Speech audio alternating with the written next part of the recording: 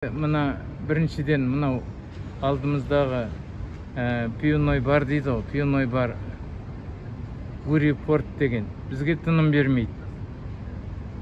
Жаңа арызда жазғандай мында ұры адамдар бар, балдар бар, олар темек айтады, темек тартады, жаман сөз айтады. Солардың бәрін біздер уже 10 жылдай болды. Соған шыдап келе жатырмыз. Енді шыдамдық таусылды.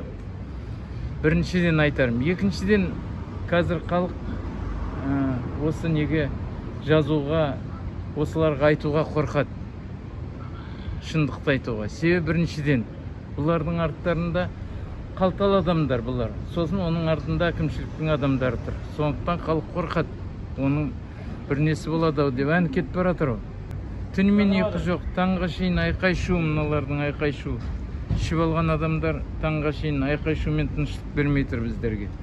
Мұнда балдар ойнайтын міне жерде алаң да жоқ. Соның өзінде мына. Сондықтан біздердің тілегіміз, бірінші сұрайтынымыз міне жердегі осы пивной барды жабылсын деп, жабуға көмектеседі деп ойлаймыз. Оның қасында тағы бір не бар әлгі түнгі клуб.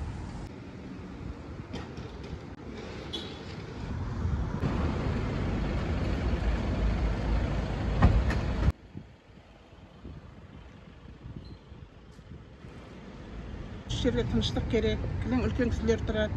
Мынау енді есіктің бір аттам жерден ашылған бар ғой, түнімен ұйқы бермейді, күнде төбелес, күнде айқай жатқан.